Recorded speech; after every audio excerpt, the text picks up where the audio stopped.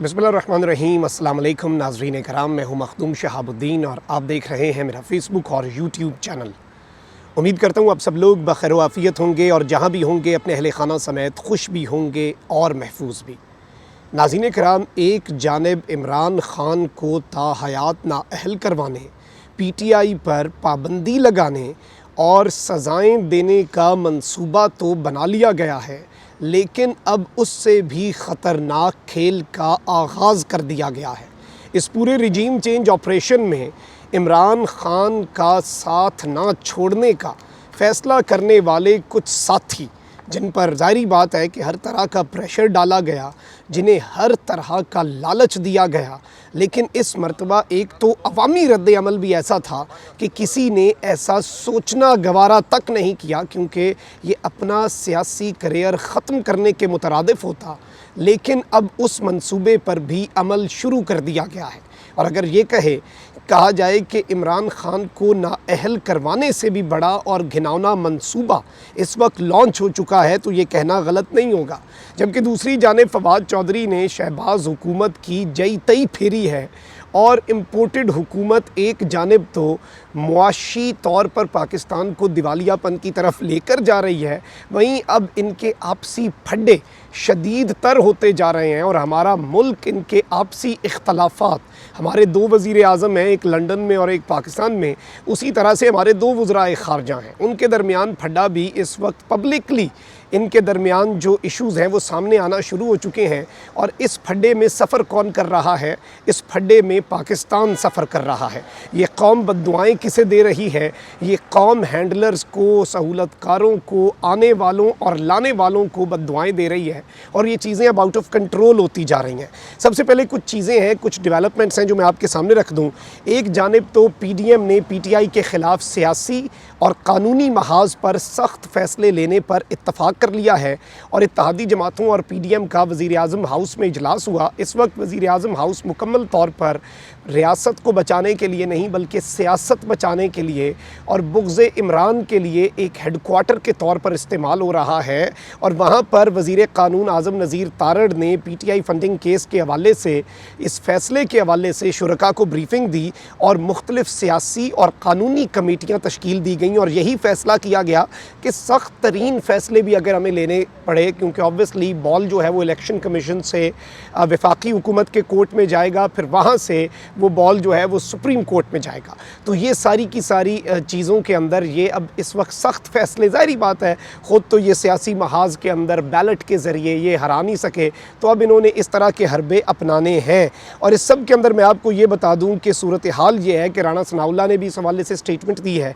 कि हुकूमत मुसद्दक़ा सबूतों पर डिक्लेरेशन दे सकती है, अदालत उसे बरकरार रखे तो PTI तहलील हो जाएगी और यही प्रोसीजर है इस वक्त। और अगर किसी को लग रहा है कि इलेक्शन कमीशन ऑफ पाकिस्तान ने कोई रिलीफ दिया है, इलेक्शन कमीशन ने कोई नरम फ़ैसला कर लिया है, सख्त फ़ैसला नहीं किया, तो ये सब कुछ उसकी कानूनी मजबूरी था। और पाकिस्तान तहरीक इंसाफ को जो वक्त दिया गया है, एक तरह का शो काज नोटिस, ये उन्होंने सिर्फ़ और सिर्फ एक हुज्जत तमाम की है कि कल को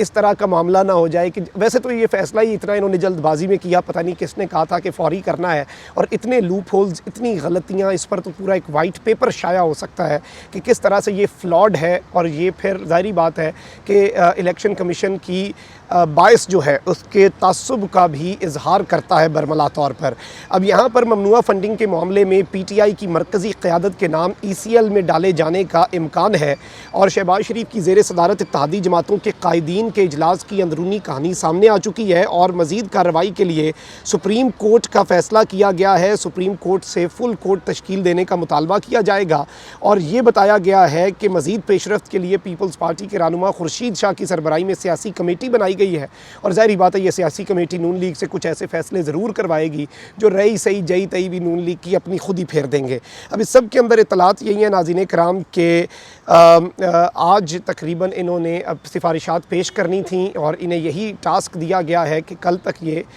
2 बजे तक अपनी सिफारिशात मुरतब करें और ECL में नाम डाले जाने के भी इस वक्त इम्कानात हैं। खान साहब ने तो शुरू में ही कह दिया था कि मेरा नाम ECL में डाल दें, शौक़ से डाल दें, मैंने तो मुल्क से जाना नहीं। अब यहाँ पर एक जानिब तो PTI के मज़ीद जदीद फंडर जो हैं वो सामने आ गए हैं और एक ट्रेंड चला हुआ है। ओवरसीज़ पाकिस्तानियों ने बड़ी तादाद में कल पैसा भेजा और अब मुख्तलिफ डोनर्स जो हैं वो सामने आना शुरू हो चुके हैं और इलेक्शन कमीशन के फ़ैसलों पर एतराज़ात आ रहे हैं। लेकिन वहीं दूसरी जानिब एक तरफ तो चलें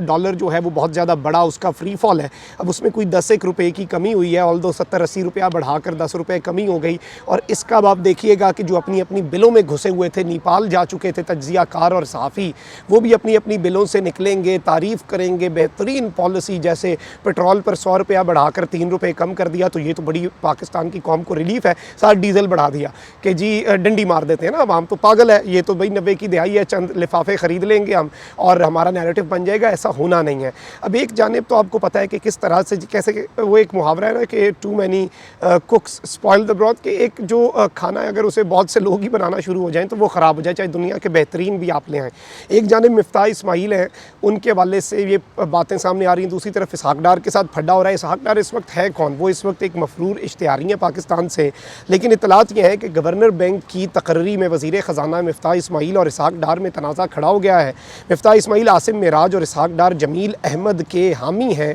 और इसहाक डार को इन तमाम तर चीज़ों के ऊपर एतराज़ात हैं और ये चीज़ इस वक्त सामने आई है। अब मैं आपको यहाँ पर ये बता दूँ कि शहबाज शरीफ ने आसिफ जरदारी के तायद करदा नामों पर गौर शुरू कर दिया है और आसिफ अली जरदारी जो है उन्होंने ज़फ़र मसूद और उनका नाम इस वक्त रिकमेंड किया है। तो जरदारी भी इस सारे मामले के अंदर एक स्टेक होल्डर के तौर पर सामने आया है और शहबाज शरीफ तो जिस तरह लगे हुए हैं पीछे जरदारी के, वो लगे रहेंगे पीछे और उन्हें तो और कोई इस सब के अंदर रास्ता नज़र नहीं आ रहा। ज़ाहिरी बात है, इक़्तिदार के साथ चिपके रहना है, शेरवानी का शौक़ पूरा करना है जो शायद पूरी ज़िंदगी ना हो सकता, उसके चक्कर में अगर अपनी सियासत और पूरी रियासत इनका बेड़ा गर्क भी होता है तो क्या हो गया है, बड़ी छोटी सी कीमत है, हम अदा कर लेंगे। 22 करोड़ आवाम रुल जाएगी, तबाह हो जाएगी, मुल्क मुआशी दिवालिया हो जाएगा तो क्या हो गया। हुजूर का शौक़ सलामत है शहर और बहुत, तो तमाशे का शौक़ अगर हुजूर के दिल में जागा है और शहर में लगी आग से उनका दिल जो है वो खुश हो रहा है तो इसमें क्या है,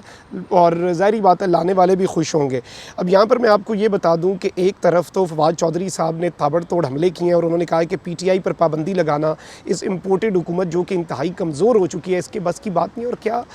मकबूलियत और क्या बयानिया एक स्विच होता है कि एक स्विच आपने दबाया और जी सारा मामला आपका हो गया। इसी तरह से पाबंदी लग गई, खान माइनस हो गया, लोगों की मेमोरीज़ इरेज़ कर दी और वो एक शेर याद आता है कि हाकिम शहर सज़ा सोच के चुप बैठा है, सारी बस्ती को वो बस्ती से निकाले कैसे। अब आपका अगर बस चलता है कि अपना बयानिया चलाएँ, उसी हिसाब से चीज़ें चलाएँ जैसे आप पिछले बहुत से सालों से चला रहे हैं, तो फिर आप पूरी बस्ती को ही बस्ती से निकाल दें, लेकिन फिर पीछे रहेगा कौन जिस पर आप हुक्मरानी करेंगे। अब यहाँ पर एक और मामला शुरू हो चुका है और बेनामी अकाउंट्स और उन्हें इस्तेमाल करने वाले PTI के रहनुमाओं की किस्मत के फ़ैसले के हवाले से एक बहुत बड़ी ख़बर है। जिस तरह मैंने अपने इब्तदाइये में आपको बताया कि ये एक अलार्मिंग डेवलपमेंट हो सकती है। इलेक्शन कमीशन में मुसलसल 5 साल तक गलत डेक्लेरेशन जमा करवाने पर जिस वक्त इमरान खान के सर पर नाअहली की तलवार लटक रही है, ये जियो की स्टोरी है उमर चीमा की, तो ऐसे में उनकी जमात के दीगर रहनुमाओं के लिए भी संगीन मसाइल पैदा हो सकते हैं क्योंकि ये अकाउंट्स उनके नाम से खोले गए थे लेकिन पार्टी ने उनसे लाताल्लुक़ी का इजहार किया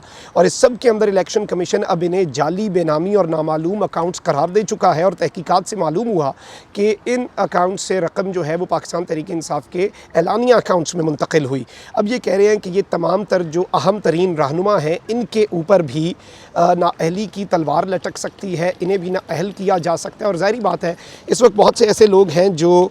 इमरान खान साहब का साथ नहीं छोड़ रहे, जो पुराने देरीना कारकुनान हैं, जो अपने साथी हैं, जो पक्के इनके साथ हैं, वो इस वक्त इमरान खान के साथ चट्टान बनकर डटे हुए हैं। बहुत सा प्रेशर है, बहुत सी कॉल्स आती रहीं, लेकिन ज़ाहिर बात है इस मरतबा एक नई इस्टेब्लिशमेंट सामने आई और उस इस्टेब्लिशमेंट का नाम अवाम है। उसने मामलात को अपने हाथ में लिया और उसके मामलात अपने हाथ में लेने की वजह से बहुत से लोग जो हैं वो बहुत कुछ करना चाहते थे लेकिन वो नहीं कर सके। लेकिन अब प्रेशराइज़ करने के लिए भी ये एक टैक्टिक हो सकता है कि खान को इसी मौके पर छोड़ दिया जाए जब उनके सर के ऊपर नाअहली और 62(1)F की एक